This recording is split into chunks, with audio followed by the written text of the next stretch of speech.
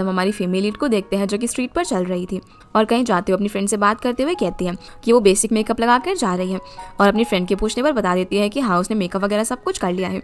इधर हम योंग को देखते हैं जो कि एक कैफे में सनग्लासेस लगाकर बैठा हुआ था। तभी वहाँ पर हमारी फीमेल लीड भी आ जाती है जो उसे अकेले बैठा हुआ देखकर स्माइल करते हुए उसके सामने आकर बैठ जाती है और बोलती है कि तुम यहाँ पर ब्लाइंड डेट के लिए आए हो ना, मेरा नाम होंगजू है और मैं ये जी की बेस्ट फ्रेंड हूँ। ये सुनते ही वो शौक रह जाता है और अपने सनग्लासेस निकालता है और उसे देखते हुए अपने हाई स्कूल का टाइम याद करता है जब होंगजू उसे ऐसे ही स्माइल करते हुए सभी के सामने हार्ट बना हुआ एक लेटर दे रही थी और अब वो उससे पूछता है कि तुम सच में होंगजू हो। तभी वहाँ पर मीसू नाम की एक लड़की आती है जिसे देखकर होंगजू को समझ में आ जाता है कि वो गलत इंसान के पास ब्लाइंड डेट के लिए आ गई है, इसलिए वो जल्दी से अपने पार्टनर के पास चली जाती है जो कि पीछे वाले टेबल पर बैठा हुआ था। मीसू अब यहाँ पर योंग से बात करने लग जाती है और उससे बोलती है कि वो लोग जोसेफ की वेडिंग में मिले थे, क्या तुम्हें मैं याद नहीं हूँ। पर वो तो यहाँ पर सिर्फ होंगजू की तरफ ही देखे जा रहा था और बोलता है कि इतना टाइम हो गया है तो अभी भी चेंज नहीं हुई।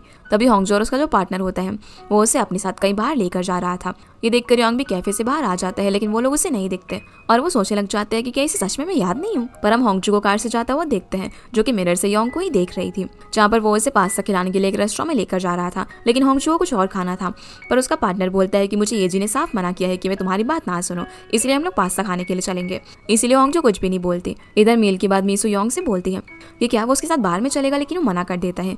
तो वो उसे अपनी कार में घर छोड़ने के लिए बोलता है लेकिन वो बहाना बनाने लग जाता है कि उसे यहाँ के रास्ते ठीक से नहीं पता और कार में बैठकर वहां से चला जाता है। दूसरी तरफ वो लड़का भी योंग को घर छोड़ना चाहता था लेकिन वो उसे मना करके खुद अकेली चली जाती है। और योंग जब कार ड्राइव कर रहा था तभी उसे रास्ते में जोसेफ का कॉल आता है कि तुमने मीसू को रिजेक्ट क्यों कर दिया, वो कितनी प्रिटी लड़की है। लेकिन उसे तो इस सब के अंदर कोई भी इंटरेस्ट नहीं होता। वो कहते हैं कि वो यहाँ पर काम करने के लिए आया है और जल्दी काम खत्म करके वापस आने वाला है। जिसकी ऐसी बातें सुनकर वो उसे बोरिंग बोलकर फोन रख देता है। फिर जब योंग एक ट्रैफिक सिग्नल पर वेट कर रहा था तभी वो बस स्टॉप पर होंगजू को बैठे हुए देखता है जो कि अपने खुले बालों का बन बना रही थी जैसे कि वो पहले बनाती थी और हाई स्कूल का टाइम याद करता है कि कैसे उसने सभी के सामने उसे लेटर दिया था और पूछा था कि तुम मुझे इसका रिप्लाई लिखोगे ना। वो अब उसे अपनी कार से आवाज़ लगाता है लेकिन तभी उसके सामने बस आ जाती है। वो उसे देखती भी है लेकिन सिग्नल ग्रीन होने की वजह से योंग को कार ड्राइव करनी पड़ती है, इसलिए वो कार से टर्न लेकर वापस से बस स्टैंड की तरफ आता है। लेकिन तब तक होंगजू वहाँ पर नहीं होती जिससे उसे लगता है कि वो चली गई है। लेकिन जैसे वो साइड में एक फूड स्टॉल को देखता है तो वहाँ पर होंगजू खड़ी हुई थी। वो भी अब उसके पास जाकर खड़ा हो जाता है और अपने लिए तो बुक की ऑर्डर करता है जिसे देखकर वो कुछ भी रिएक्ट नहीं करती। अब जब वो फिश ब्रॉथ पी रही थी तो वो उससे भी अपने लिए मांगता है और फिर पूछता है कि होंगजू क्या मैं तुम्हें याद नहीं हूँ, जिस पर वो बोलती है कि हाँ तुम मुझे याद हो। योंग बोलता है कि फिर तुमने मुझे पहचाना क्यों नहीं। वो कहती है कि पहचान कर भला क्या ही करना था। योंग बोलता है हमें मिले हुए 10 साल हो गए हैं। होंगजू अब सरकास्टिक होते हुए बोलती है कि सच में इतना टाइम हो गया है और तुम तो यूएस में थे ना, तो यहाँ पर कैसे, या किसी फ्रेंड से मिलने के लिए आए हो। पर वो कहता है कि मैं काम के लिए आया हूँ और सबसे पहले तुम ही से मिला। जो सुनकर वो उसका नंबर ले लेती ताकि वो उसके क्लासमेट्स को दे सके उससे बात करने के लिए। अब जब वो ब्रॉथ पी रही होती है तभी योंग उससे पूछता है कि क्या तुमने मुझे मिस किया। ये सुनते ही उसके मुंह से ब्रॉथ निकलकर सीधा उसके कपड़ों पर गिर जाता है। उसी वक्त उसकी बस भी आ जाती है, इसलिए वो स्टॉल वालों को पैसे देकर जो बचा हुआ चेंज है वो योंग को देने के लिए कहती है जिससे कि वो अपना कोट ड्राई क्लीन करवा ले और फटाफट से वहाँ से बस में चढ़ के चली जाती है। योंग अब कुछ लेने के लिए शॉपकीपर के साथ में हाथ आगे करता है लेकिन वो उसे बचा हुआ चेंज पकड़ा देता है और बोलता है कि पता नहीं कौन बेवकूफ़ आदमी है जो कि अपनी गाड़ी बस स्टॉप के सामने पार्क करके चला गया। देखो उसकी गाड़ी ढो करके ले जा रहे हैं, जो कि असल में उसी की कार थी और कार ले जाने के बदले में वो उसे एक पैम्पलेट देकर चले जाते हैं। अब वो घर पहुंचकर काम करते हुए उन चेंज को देखता है और सोचता है कि इसने अभी तक मुझे कांटेक्ट नहीं किया। फिर थोड़ा फ्रस्ट्रेट होकर बोलता है कि मैं भी तुमसे मिलकर बिल्कुल भी खुश नहीं हूँ। पर वो फिर से वो अपने फ़ोन की तरफ देखता है और बोलता है कि कौन याद रखता है कि 10 साल पहले क्या हुआ था। फिर हमें यहाँ से 10 साल पहले का सीन दिखाया जाता है जहाँ योंग ओबुकदोंग नाम के एक स्कूल में पढ़ता था। वो बस से अपने स्कूल के अंदर जा रहा था जहाँ हम देखते हैं कि उसके पैर में प्लास्टर लगा हुआ था। जैसे वो बस से उतरने वाला था तभी ड्राइवर उससे कहता है कि पीछे तुम्हारी स्कूल की लड़की सोई हुई है, उसे भी उठा दो। इसीलिए अब ना चाहते हुए भी उसे जाकर उठाना पड़ता है। फिर दोनों बस से उतरकर साथ में स्कूल की तरफ जाते हैं। लेकिन जैसे वो स्कूल के गेट के सामने पहुंचते हैं तो होंगजू देखती है कि उनकी टीचर लेट आने वाले बच्चों को पनिशमेंट दे रहे हैं। इसीलिए वो जबरदस्ती योंग का हाथ पकड़कर अपने शोल्डर पर रखती है जैसे उसे चलने के लिए सपोर्ट कर रही हो। जहाँ टीचर देखते ही उसे बोलने लग जाते हैं कि आज तुम फिर से लेट आई हो। लेकिन वो कहती है कि अरे वो तो अपनी फ्रेंड को हेल्प कर रही थी ना, इसी वजह से लेट हो गई। पर वो यहाँ पर साफ साफ मना कर देता है कि वो उसका कोई दोस्त वोस्त नहीं है और अपना नेम बैच छुपाकर पूछता है कि अच्छा अगर मैं तुम्हारे दोस्त हूँ तो बताओ मेरा नाम क्या है, जहाँ पर उसे तो उसका नाम भी नहीं पता था। ऐसी हरकत करने की वजह से वो उसे घूर रही थी। तभी योंग टीचर से बोलता है कि वो तो आज उससे पहली बार मिला और अपना हाथ छुड़ाकर वहाँ से जा रहा होता है। तो होंगजू बोलती है कि ये भी तो लेट आया है ना। इस पर टीचर कहते हैं कि उसका पैर देखो, उसके पैर में चोट लगी है। टीचर अब उसका बैग चेक करते हैं जिसके अंदर सारी नॉवेल्स वगैरह भरी हुई थी। तो वो बोलते हैं कि तुम्हारी टेक्स्ट बुक कहाँ पर है। जो सब कुछ देखते हुए योंग जा रहा होता है। अगले सीन में हम योंग क्लासरूम में बैठकर स्टडी कर रहा था तभी उसे अपने एक बैग के अंदर एक नॉवल मिलती है जिसे देखकर वो स्माइल करता है। असल में ये नॉवल टीचर से बचने के लिए होंग ने चुपके से उसके बैग के अंदर डाल दी थी। तभी टीचर योंग को बुलाकर बोर्ड पर एक सवाल सॉल्व करने के लिए देते हैं, जिसे वो आसानी से सॉल्व कर देता है। तो वो खुश होकर बोलने लग जाते हैं कि वो हैंडसम के साथ साथ स्मार्ट भी है, और सभी स्टूडेंट्स को बोलते हैं कि तुम्हें इसे देखकर मोटिवेशन नहीं मिलता क्या। अब वो उसी का एग्जाम्पल देकर सभी बच्चों को लाइफ लेसन देने लग जाते हैं। लेकिन योंग तो विंडो से बाहर देख रहा था। तभी उसे होंगजू दिखाई देती है, वो भी उसे ही देख रही थी और स्माइल करते हुए हाय बोलती है। सीन अब वापस से प्रेजेंट में आता है, जहाँ पर होंगजू खाना खाते हुए अपनी फ्रेंड येजी को कॉल पर बताती है कि आज वो योंग से मिली। जो सुनते ही वो तो बहुत ज़्यादा खुश हो जाती है और थोड़ी सी शाय भी होती है। वो उसके बारे में पूछती है कि वो कैसा है, तो होंगजू बताती है कि वो एकदम पहले के जैसा ही है, और पूछती है कि क्या उसके बारे में सुनकर तुम इतनी ज़्यादा खुश हो सच में। इस पर येजी बोलती है कि वो मेरा फर्स्ट लव है और अपने स्कूल का टाइम याद करती है जब होंगजू अपने स्टूडेंट लाइफ के बारे में कंप्लेन कर रही थी। तो येजी बताती है कि वो किसी लड़के को पसंद करती है जिसका नाम योंग है और वो एक टॉप स्टूडेंट है। वो उसी वक्त उसके साइड से जा रहा होता है, तो वो होंगजू को दिखाती है, जिसे देखते वो कहती है कि अरे ये तो सुबह वाला लड़का है। उसे देखकर मन तो कर रहा है कि इसका दूसरा पैर भी तोड़ दूं, लेकिन अपनी फ्रेंड की साइड देखकर वो शांत हो जाती है। येजी कहती है कि क्या मैं कन्फेशन कर पाऊंगी उससे। तो होंगजू उसे मोटिवेट करती है कि वो दोनों पक्का साथ में होंगे, और वो याद करती है कि वो येजी की वजह से ही ग्राउंड में आकर उसे हाई कर रही थी ताकि वो उसे येजी दिखा सके। लेकिन येजी तो उसे देखती भी नहीं, उसे बहुत ही ज़्यादा शर्म आ रही थी। पर योंग को लग रहा था कि वो उसे देखकर स्माइल पास कर रही थी और हाई बोल रही थी। जिसके बाद येजी एक लव लेटर लिखकर योंग को देना चाहती थी, लेकिन वो बहुत ही ज़्यादा नर्वस हो जाती है और दे नहीं पाती। उसके बदले में वो होंगजू को उसका लेटर देने के लिए बोलती है। पहले तो होंगजू उसे मना कर देती है, लेकिन उसके काफ़ी इंसिस्ट करने पर मान जाती है। कॉरिडोर में अब वो सभी के सामने उसे लेटर देती है और बोलती है कि ये उसकी फ्रेंड येजी की तरफ से है। प्रेजेंट में अब येजी होंगजू से उसकी ब्लाइंड डेट के बारे में पूछती है, क्योंकि उसी ने उसके लिए ब्लाइंड डेट फिक्स कराई थी। तो होंगजू बोलती है कि वो लड़का तो एकदम रॉक की तरह है, जिसे मैं अपनी ज़िंदगी में बिल्कुल भी नहीं लाना चाहूँगी। लेकिन येजी उसे समझाने लग जाती है कि वो इतनी जल्दी भला उसे कैसे रिजेक्ट कर सकती है, पहले उसे 2-3 बार डेट पर जाकर मिले, उसके बाद ही तो उसे पता चलेगा ना कि वो पर्सन रियल में कैसा है। पर होंगजू इस सब के बारे में और बात नहीं करना चाहती थी, इसलिए वो इस टॉपिक को क्लोज करने के लिए बोलती है कि क्या तुम्हें योंग का नंबर नहीं चाहिए। जिसके इतना बोलने पर वो चुप हो जाती है और वो उसे योंग का नंबर भेज देती है। अगले दिन अब योंग अपनी कंपनी में मीटिंग कर रहा होता है, जहाँ पर वो कुछ नहीं बोलता, पर उसके लुक्स को देखकर ही सभी एम्प्लॉइज काफी ज्यादा डरे हुए थे। तभी वहाँ पर उसका अंकल बुक आता है, जो कि इस कंपनी का सीईओ था, और उन सभी से अच्छे से इस प्लान पर फोकस करने के लिए बोलता है। साथ ही वो योंग को उनसे इंट्रोड्यूस करवाता है। फिर वो योंग को सभी से कुछ बोलने के लिए बोलता है, लेकिन योंग अपने बारे में उन्हें बताने के बजाय प्लान के अंदर जो भी कमियां थी वो सारे बताने लग जाता है कि कैसे उन लोगों ने कैलकुलेशन के अंदर भी मिस्टेक करी है। जिसे सुनते ही अंकल थोड़ा सा शॉक हो जाता है और उसे बीच में ही काटते हुए बोलता है कि तुम सच में किसी बड़ी यूनिवर्सिटी के अंदर प्रोफेसर बन सकते थे, लेकिन यहाँ पर काम कर रहे हो। तभी योंग कहता है कि अब से ये वाला ऑर्डर डायरेक्टली हेडक्वार्टर हैंडल करेगा, और वहाँ से जाकर उसके ऑफिस में काउच पर लेट जाता है। अंकल वो कब परेशान होकर उसके पास आते और बोलते कि तुम इसी सब के लिए कोरिया आए थे ना। पर योंग कहता है कि ये डिसीजन सभी के लिए अच्छा होगा। इस पर अंकल बोलते हैं कि दोसियोन के जैसे क्यों बात कर रहे हो, मुझे पता है कि दोसियोन ने एक कंपनी स्टार्ट की थी, लेकिन कोरिया ब्रांच को तो मैं संभालता ना, वो भला ऐसे कैसे कर सकती है। जहाँ पर वो असल में उसकी मॉम की बात कर रहा था, और योंग भी बोलते हैं कि अभी तो मुझे उनकी तरह बनने में बहुत ही वक्त लगेगा। तभी अंकल को कुछ काम आ जाता है और वो योंग से अपनी कार की चाबी मांगता है, जहाँ वो उसे कार की चाबी तो दे देता है, पर बताता है कि वो टो हो गई है। ये सुनते ही वो शॉक हो जाता है कि मैंने वो कार 1 महीने पहले ही खरीदी थी, ऐसा क्या हुआ जिसकी वजह से वो कार टो हो गई। तो बताता है कि उसे एक क्लासमेट मिल गई थी, जिससे बात करते हुए वो कार गलती से उसने बस स्टॉप पर ही पार कर दी और वो टो हो गई। जिसकी ऐसी बातें सुनकर अंकल बहुत ज़्यादा कैलकुलेशन करने लग जाते हैं और बोलते हैं कि वो तुम्हारा फर्स्ट लव तो नहीं थी। पर योंग ने कोई भी जवाब नहीं देता। तभी उसे एक अननोन नंबर से कॉल आता है, तो वो उससे बात करने के लिए बाहर चला जाता है, जहाँ पर असल में कॉल येजी का था। वो उसे बताती है कि वो कौन है और क्या वो उसे पहचानता है। तो योंग बोलता है कि हाँ वो उसे जानता है। उसके साइड में यहाँ पर होंगजू बैठी हुई थी, जो कि सारी बातें सुन रही थी। येजी अब उसे यहाँ पर वापस आने के लिए वेलकम करती है और बताती है कि कैसे उनका एक और दोस्त जिसका नाम सांगपिल है, वो भी तुम्हारे बारे में जानना चाहता है, तो हम तुम्हारे लिए एक वेलकम पार्टी करते हैं।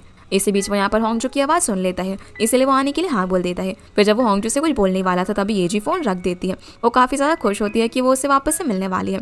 इवनिंग में अब येजी सांगपिल की शॉप के अंदर आती है, जहाँ पर दोनों एक दूसरे को टीज करते हुए बातें कर रहे थे। तभी वहाँ पर योंग भी आ जाता है। सांगपिल उसे देखकर काफ़ी इमोशनल होकर हक कर लेता है और उसके बारे में पूछता है कि वो कैसा है। तब येजी स्माइल करते हुए उसे हैंडशेक करने के लिए हाथ आगे बढ़ाती है, पर योंग सांग की तरफ देखकर कहता है कि आखिर ये कौन है। तो वो बोलता है कि हाँ मुझे यकीन था तुम इसे नहीं पहचान पाओगे, ये लड़की येजी है, इसने तो अपने पूरे ही लुक को चेंज कर लिया है। अब वो और ज़्यादा कुछ ना बोले, इसलिए येजी उसे धक्का मारकर साइड कर देती है। फिर सांग इन सभी लोगों के लिए डिशेस को सर्व करता है, जहाँ येजी तो थोड़ी देर में ही ड्रंक हो जाती है। वो उसे कहने लग जाती है कि तुम भी फाइनेंशियल प्लानर बन गए हो ना। तभी सांग भी बताता है कि जब वो मिलिट्री में था तब उसे पता चला कि उसे कुकिंग करना बहुत ज़्यादा पसंद है, इसलिए उसने 2 साल पहले रेस्टोरेंट शुरू किया। येजी भी बताती है कि वो अपने स्कूल के अंदर टीचर है और उससे बोलती है कि भला होंगजू ने तुम्हें कैसे पहचाना होगा, क्योंकि तुम पहले से भी ज़्यादा हैंडसम हो गए हो। फिर वो टाइम देखकर बोलती है कि भला होंगजू अभी तक क्यों नहीं आई, और उसे कॉल लगाने ही वाली थी, लेकिन ड्रंक होकर टेबल पे ही सो जाती है। इधर हम होंगजू को देखते हैं, वो जब यहाँ पर आ रही थी तभी उसे उसकी बॉस का मैसेज आता है। वो किसी पार्टी में जाकर उसे किसी को गिफ्ट देने के लिए बोलती है, इसलिए अब होंगजू उस पार्टी में जाकर वहाँ का जो डायरेक्टर होता है उसे कॉन्ग्रेचुलेट करती है और गिफ्ट देती है। और जब वो यहाँ से निकल रही होती है तब वो लोग उसे जाने नहीं देते। वो उसे खींचकर साथ में पार्टी करने के लिए कहते हैं, जहाँ पर वो जुनहो को देखती है, जिससे सभी लोग उसकी नई बुक की सेल्स के लिए बहुत ज़्यादा कॉन्ग्रेचुलेट कर रहे थे। उसे देखते ही होंगजू का फेस चेंज हो जाता है और वो डेस्परेटली अब वहाँ से जाना चाहती थी, लेकिन जुनहो उसे देखते ही उसके पास आकर उसे पूछता है कि तुम कैसी हो। सीना वापस से रेस्टोरेंट का आता है, जहाँ पर येजी पूरी तरीके से ड्रंक होकर सर टेबल पर रखकर सो रही थी, इसलिए अब सांग योंग के साथ में बैठकर ड्रिंक कर रहा होता है।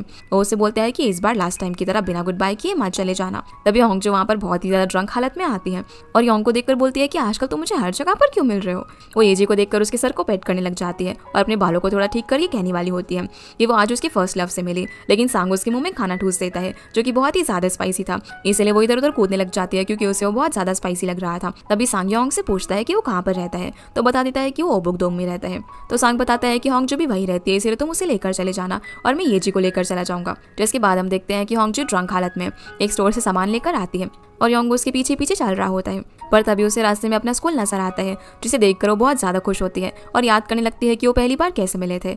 जिसकी बातें सुनकर योंग हंसने लग जाता है, जिसे ऐसे देखकर होंगजू उसे बोलती है कि तुम तो योंग नहीं हो, क्योंकि वो कभी भी ऐसे स्माइल नहीं करता था। तो योंग उसे बोलता है कि तुम मेरे बारे में ऐसे सोचती हो, और ये बताओ तुमने इतनी ज़्यादा ड्रिंक कहाँ पर कर ली। तो वो उसे बोलती है कि क्या तुम्हें याद है मैंने हाई स्कूल में तुम्हारे बैग के अंदर एक बुक रखी थी। जब वो इस बुक का नाम लेता है तो बोलती है कि हाँ, उसी बुक में लिखा हुआ था कि फर्स्ट लव बहुत ज़्यादा प्रीशियस होता है, क्योंकि वो सिर्फ एक ही बार होता है, और फर्स्ट लव एक फ्रीज फूड की तरह होता है। अगर हम उसे फ्रीजर में ना रखें तो वो गल जाता है और एक्सपायर हो जाता है, और फर्स्ट लव एक फ्रीज फूड की तरह होता है, जिसे जब तक तुम फ्रीजर में स्टोर करके रहोगे तब तक ठीक है, लेकिन जैसे ही तुमने उसे बाहर निकाला तो वो खराब हो जाएगा। जहाँ पर वो इनडायरेक्टली उसे ये बोल रही होती है कि वापस से अपने फर्स्ट लव से दोबारा कभी मत मिलना। अब जैसे ही होंगजू अपने घर के सामने पहुंचती है तो वो योंग को एक रामेन और डम्पलिंग्स का पैकेट निकाल कर खाने के लिए कहती है और ऊपर चढ़कर जाने लग जाती है, जिसे ऐसे देखकर योंग हैरान हो जाता है क्योंकि ये तो उसी का घर था। अब वो भी उसके पीछे पीछे ऊपर जाने लग जाता है। जैसे ही होंगजू अपने घर का पासवर्ड डाल रही थी तो वो टर्न होकर बीच में पूछती है कि क्या तुम मेरा पीछा कर रहे हो। तो वो उसे सॉरी बोलकर कहता है कि मेरा लव तो ऑलरेडी पिघलने लग गया है। फिर हम वापस से उनके हाई स्कूल का एक सीन देखते हैं जहाँ होंगजू योंग के हाथ पर सो रही थी, जिसे ऐसे सोता हुआ योंग देखे जा रहा था।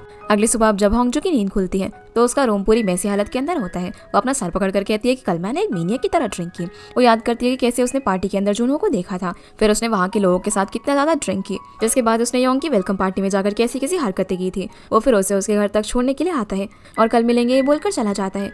वहीं योंग अपने अंकल के लिए हैंगओवर सूप बनाता है, जिसे वो खुश होकर पीते हैं। अंकल उससे पूछते हैं कि कल तुम्हारा क्रश के साथ टाइम कैसा गया, पर वो कुछ भी नहीं कहता। तो वो बोलते हैं कि ये सूप पीने के लिए क्या मैं अपनी ऊपर वाली फ्रेंड को बुला सकता हूँ, वो भी काफी ड्रंक थी कल। लेकिन योंग चिल्लाकर मना कर देता है, जिसकी ऐसी हरकत से अंकल वो डर जाते हैं। पर फिर वो बोलता है कि अरे मैंने सिर्फ 2 ही लोगों के लिए बनाया है, जो सुनकर अंकल ओके बोलते हैं और सूप पीने लग जाते हैं। वही होंगजू के घर पर हाईजी मास्क वगैरह लगाकर आती है और उससे पूछती है कि कल रात तुम इतना लेट क्यों आई थी, तुमने कहाँ पर ड्रिंक की, तुम्हारी वजह से योंग को कितना बुरा लगा होगा ना। तब होंग उससे सब कुछ बताती है कि वो जुनहो से मिली, वो वहाँ पर उसे अवॉइड कर सकती थी, लेकिन वहाँ के डायरेक्टर ने उसे जाने ही नहीं दिया।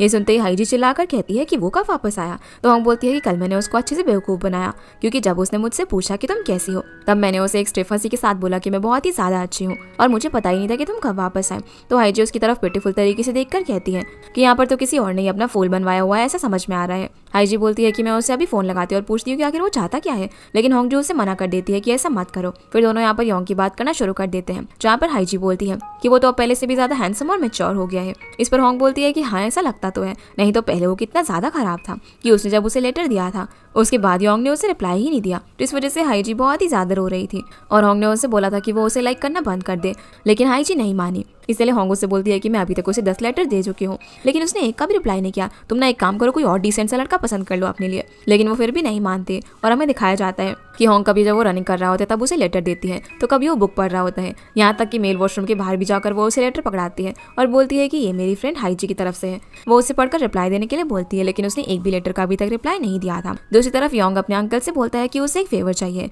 जो ऊपर लड़की रहती है उसे मुझसे सोल दिखाने लेकर जाने के लिए कहो। ये सुनकर अंकल उसे बोलता है कि तुम्हारे वापस जाने में ज्यादा टाइम अब नहीं बचा है, 2-3 दिन में चले जाओगे, तो भला ये टाइम तुम अपने फर्स्ट लव के साथ क्यों नहीं स्पेंड करते। लेकिन वो कुछ भी नहीं बोलता। तो योंग उन्हें मासूम शक्ल बनाकर भूलने लग जाता है कि मैं आपसे एक ही फेवर मांग रहा हूँ ना।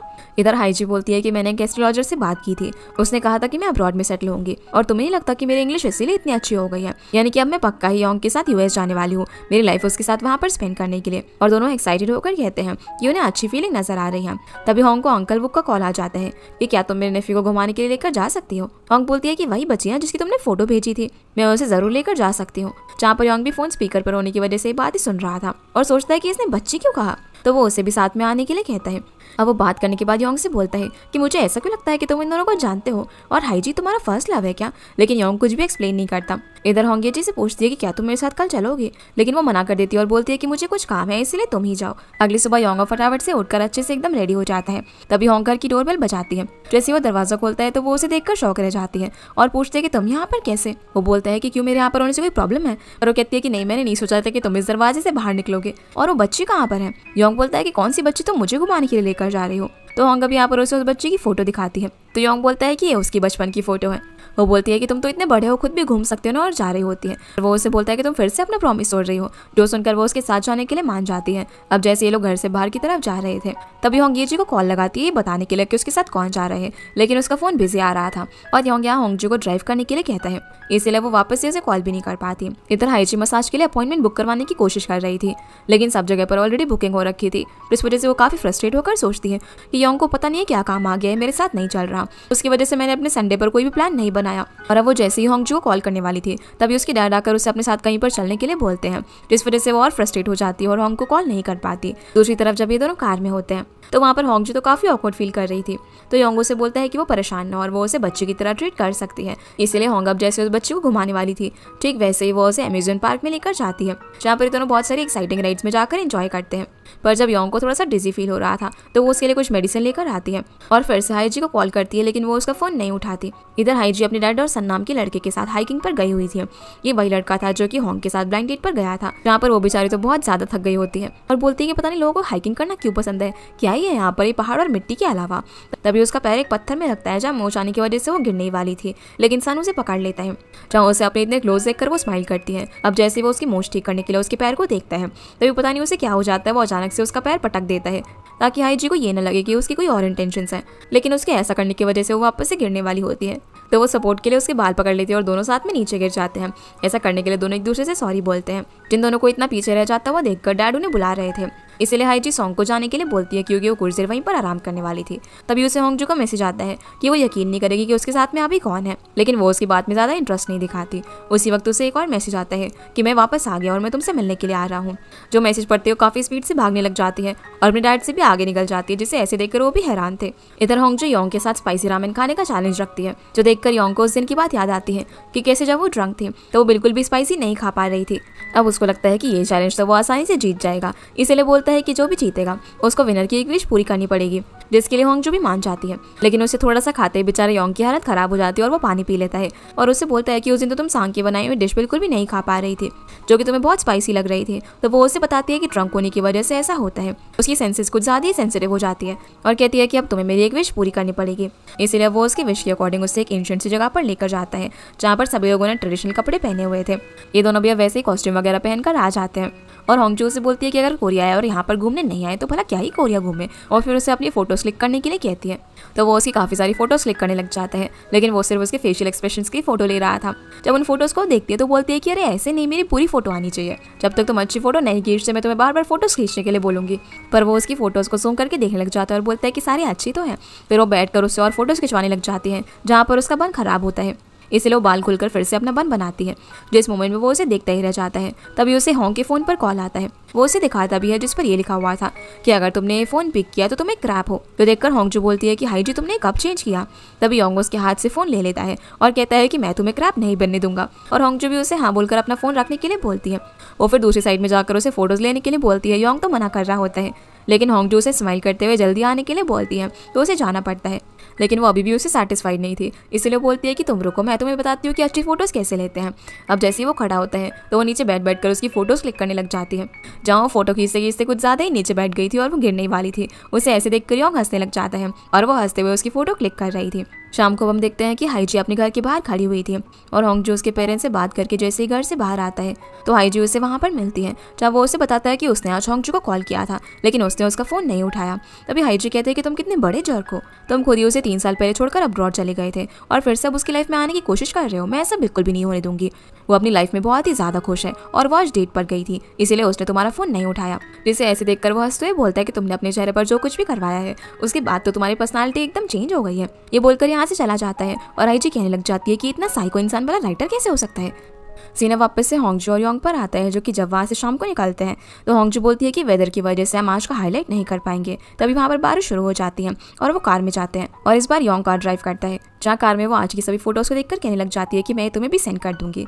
फिर योंग उसे लेकर रिवर के पास जाता है, जहाँ होंगजू से बोलती है कि आज की हाईलाइट यही था कि यहाँ पर आकर फ्राइड चिकन खाना, लेकिन शायद वो नहीं हो पाएगा। योंग अब यहाँ पर उसे कल के बारे में बात करना चाह रहा था, लेकिन उसके बोलने से पहले होंगजू बोल देती है कि मुझे पता है कि तुम्हें क्या बोलना है, और फिर उसे माफी मांगती है कि मुझे कल तुम्हें चाइल्ड बोलकर ऐसे क्रिटिसाइज नहीं करना चाहिए था। जो सुनकर उसे रियलाइज होता है कि कल की बात कर रही है और कहता है कि अच्छा तुम इस बारे में बात कर रही थी, और हंसने लग जाता है। अब होंगजू यहाँ पर कार की तारीफ करने लग जाती है, तो फिर रैंडमली बटन दबाने लग जाती है जिससे उसकी सीट पीछे हो जाती है, लेकिन वो जैसे दूसरा बटन दबाती है तो उससे गलती से विंडो खुल जाता है। बाहर बारिश हो रही थी, इस वजह से वो गीली होने लगती है, जो देखकर योंग उसकी तरफ आकर विंडो को वापस से बंद कर देता है। लेकिन इस बीच में दोनों बहुत ही ज्यादा क्लोज आ गए थे और काफी ऑकवर्ड हो जाते हैं। अब वो उसकी सीट को भी वापस से नॉर्मल कर देता है और उसे टिश्यू देता है क्योंकि वो थोड़ी सी गीली हो गई थी। अब ये लोग जैसे ही घर के बाहर पहुंचते हैं तभी होंगजू कार से उतरकर घर की तरफ जाती है, लेकिन बारिश तेज हो रही थी, इस वजह से वो ऊपर न जाकर योंग के घर के सामने ही खड़ी हो जाती है। योंग भी कार से उतरकर उसके पास आकर खड़ा हो जाता है, जहाँ वो देखता है कि होंग के शोल्डर पर पानी गिर रहा था, इसलिए वो उसे अपनी तरफ खींच लेता है। इस बीच में दोनों वापस से थोड़ा सा शाई फील करने लग जाते हैं। तभी होंग की नजर वहाँ पर रखे अम्ब्रेला पर जाती है, इसीलिए वो अम्ब्रेला बोरो करके ऊपर जाने लगती है, जिसे जाते हुए योंग कहता है कि हम साथ में फ्राइड चिकन खाने चलेंगे, तो वो उसे हाँ बोलकर चली जाती है। और योंग घर के अंदर आकर सोच रहा होता है कि मैं बिल्कुल ही पथेटिक हूँ जो कि मैंने उसे चिकन खाने की बात की साथ में। इधर होंगजू भी अपने रूम में जाकर बहुत ज़्यादा शाई फील कर रही होती है। वो खुद से कहती है कि कोई अगर चिकन खाने के लिए पूछे तो वो ये बात इतनी अच्छी भी लग सकती है कि ऐसा इसीलिए कि वो इतना हैंडसम है। आज तो मुझे ऐसा लगा था कि जैसे वो मुझे किस करने वाला है, और बहुत ही ज़्यादा शाय होकर सोने के लिए चली जाती है। इधर हम योंग को देखते हैं, जो कि जब काउच पर लेटा हुआ था तभी उसे होंगजू वो पिक्चर्स भेज देती है, जिनमें से एक पिक्चर में वो स्माइल कर रहा था। ये देखकर वो खुश हो जाता है और फिर हमें यहाँ से 10 साल पहले का सीन दिखाया जाता है, जब होंगजू से लाइब्रेरी में पूछ रही थी कि उसने अभी तक लेटर का रिप्लाई क्यों नहीं दिया, तो वो उसे बोलता है कि मेरा रिस्पॉन्स ना देने का मतलब भी एक रिप्लाई ही है। पर होंगजू उसे थोड़ा चिल्लाकर बोलती है कि तुम जो भी फील करते हो उसकी फ्रेंड को बताने के लिए।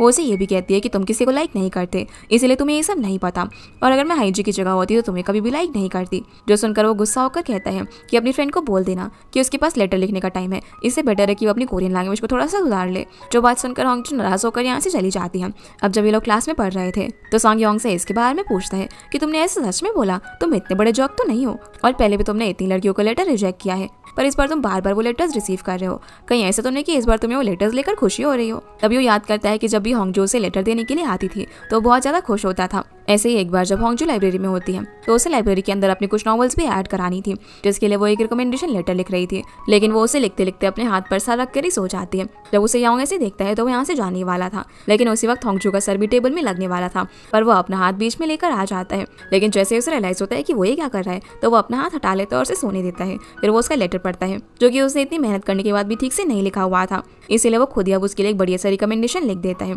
और उस रिक्वेस्ट को सबमिट करके चला जाता है। जब वो उठती है तो सोचती है कि यार उसने लेटर तो लिखा था, लेकिन वो कहाँ गायब हो गया। प्रेजेंट में अब योंग काउच पर लेटे हुए सोच रहा था कि उसे फ्राइड चिकन खाने के लिए कब जाना चाहिए। अगले दिन अब होंग अपने ऑफिस जाती है, जहाँ वो अपने कलीग्स को विश करती है, लेकिन सभी लोग उसे इग्नोर कर रहे थे, कोई भी उससे कुछ नहीं बताता कि क्या हुआ है। तभी उसे उसकी बॉस अपने कैबिन में बुलाती है और बताती है कि उनकी एनिवर्सरी का प्रोग्राम फिक्स हो गया है। साथ ही बताती है कि हम इन राइटर की नॉवल को ड्रामेटाइज करेंगे।